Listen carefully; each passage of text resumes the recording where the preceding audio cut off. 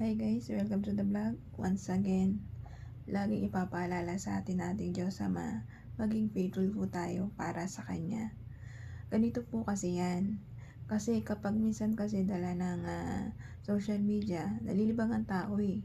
Nakakalimutan natin na ang ating Diyos Ama.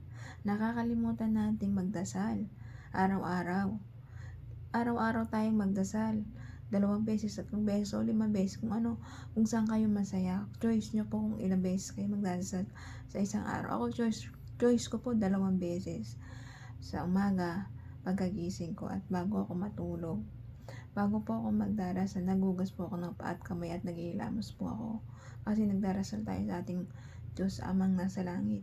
Bandal po kasi siya, wala po siyang bahid na dumi o kasalanan.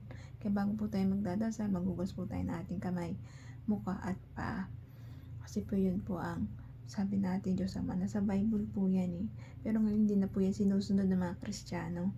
Kasi po alam nyo na po, masyado silang nalilibang sa ating social media na hindi naman po dapat. Magkaroon po tayo na faithful sa Diyos. Unahin po natin ating Diyos Ama nasa langit. Huwag natin unahin yung social media. Dahil wala po tayong mapapala dyan eh. Ano bang mapapala natin? Kakanood, nag-waste tayo ng time. Kung magdadasal kayo, dili kayo at mananalig at mananampalataya tayo sa ating Diyos Ama. Tsak na tsak. Ipagkakaloob niya po yun. Magkaroon po tayo ng goal sa buhay. Kung gusto po natin umasenso, maligtas yung buhay natin, mapagaling niya tayo, maprovide niya lahat yung mga pangangailangan natin. Magkaroon po kayo ng Diyos Ama. Lagi po nating iuna ang ating Diyos Amang nasa langit na buhay. Nagsiselos, nagagalit na po siya kasi hindi natin siya inuuna eh. Manalig, magdasal po tayo parati.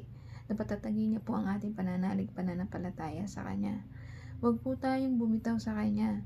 Pinapaalalahanan niya po tayo parati na manalig po tayo at magdasal parati sa Kanya. Dahil siya lang po ang ating provider, survivor, healer dito sa ating mundo.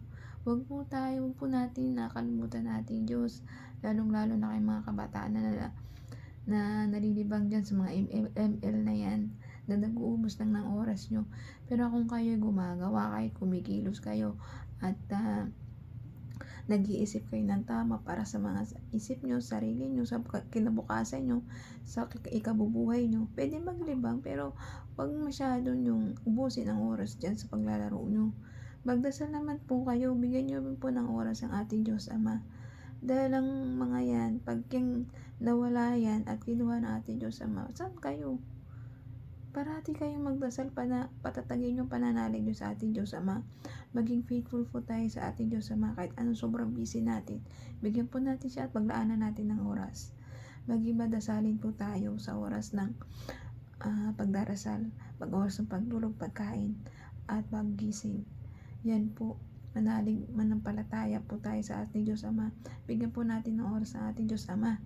Dahil siya lang po ang tagapagligtas natin at maglilinis sa mga kasalanan natin nagawa dito sa sanlibutan.